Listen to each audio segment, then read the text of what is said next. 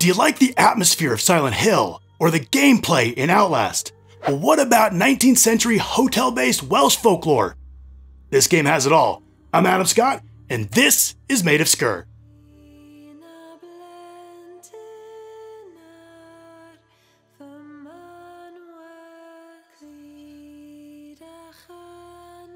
Maid of Sker is a first-person horror game developed and published by Welsh Interactive and released in 2020 for PC, PS4, Xbox One, and Switch.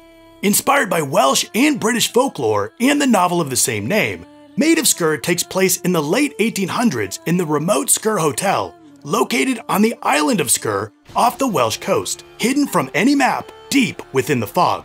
Here, you'll solve puzzles, hide from enemies, and uncover the clues to the mystery behind the Sker Hotel, its gory past, and the cult at the heart of it all.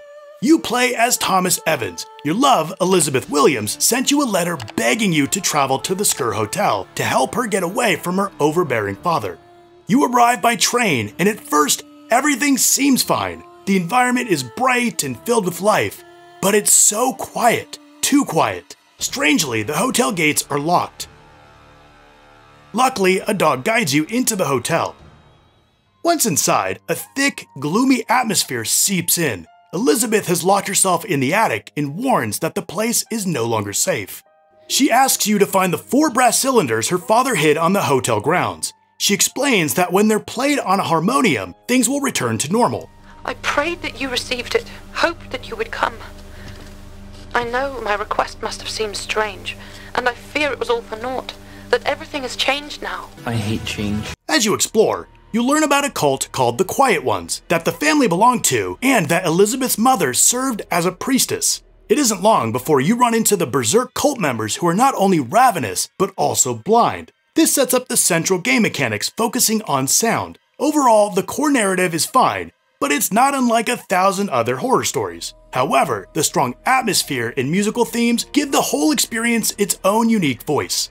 In this hide-and-seek style horror game, you'll stealthily navigate the eerie and abandoned Sker Hotel and surrounding grounds for the 4 cylinders. All the while, the Quiet Ones hunt you based on the sounds you make. This means you want to be quiet at all costs, which is easier said than done.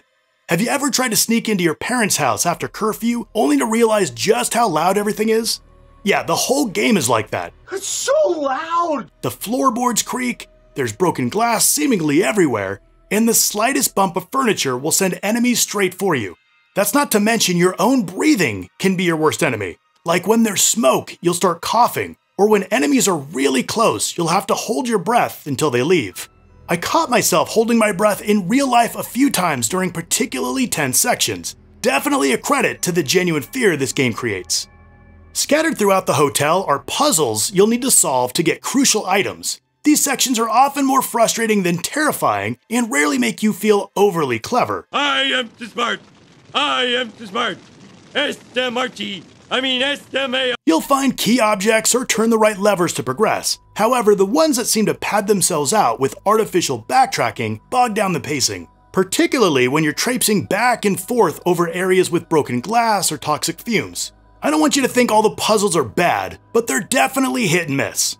You're mostly unarmed, however you'll eventually get a weapon called a phonic modulator, which sends sound waves across the room, briefly stunning enemies, allowing you to escape. The ammo is extremely limited, so you'll only want to use it when absolutely needed. Death can carry a heavy penalty since there's no autosaves. Like old school Resident Evil games, you can only save in safe rooms. You'll recognize these by the green patterned doors. Instead of a typewriter, you'll save using gramophones. The first half of the game is fairly slow-paced, with mostly linear corridors, having you gather bits of lore strewn about with unsettling stories about shipwrecks and the other horrific events that litter the hotel's history. Scripted jump scare sequences propel you from one location to the next, with mostly copy and pasted human enemies with burlap sacks covering their heads. While unsettling, it's not exactly the stuff of nightmares. I'm not scared. As the game progresses, the difficulty increases, saves are harder to come by, health items become more rare, and enemies more aggressive. At about the halfway point, the game opens up. The larger areas are more branching and open-ended. You'll have multiple simultaneous keys or objectives to get, encouraging exploration. and the monsters, traps, and scenarios get far scarier. Once Maid of Sker lets go of the reins, it becomes an enthralling nightmare. Even when the game borrows ideas from other horror games, like a boss fight that feels eerily similar to Ari's Tyrant, it still feels perfectly suited for this game. There's this intense stealth sequence towards the end, where not only were there multiple enemies to avoid, no map, and the area was on fire, filling the air with smoke and ash. Either breathe, cough, and get caught, or hold your breath and suffocate. When the game is firing on all cylinders, it's as good as the best of them.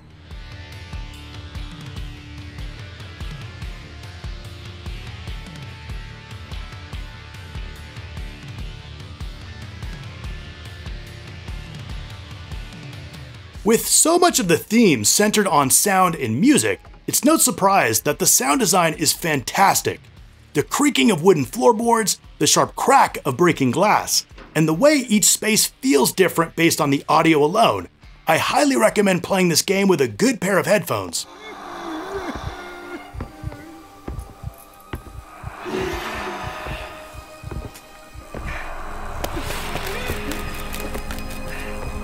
While the graphical fidelity isn't nearly as impressive, yes, you can tell it had a lower budget and released a generation ago, but the visual design is incredibly strong and still holds up. With dimly lit halls, dark forests, and almost a steampunk vibe, the small details make each environment feel real and builds a rich atmosphere throughout.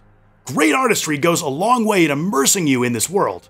As expected, Maid of Sker plays like butter on current-gen hardware. Even the Switch performs well with only the occasional slowdown. What did you expect? Maid of Sker isn't overly long, taking about 6 hours for a single playthrough. Now, if you want to see it all, you'll play through the story 3 times. Once to collect everything and avoid using the phonic modulator, once without saving, getting hit, and getting the alternate ending, and once on hard difficulty. It'll take about 20 hours to complete the game 100%. Maid of Sker may have a limited budget, but a clear wealth of passion is put into it. Any missteps with pacing or puzzles is overshadowed by creativity, atmosphere, and genuine tension. I love celebrating passion projects like this, and if this sounds like you, or if you just happen to be a Welsh folklore enthusiast, you should sneak up to Maid of Sker.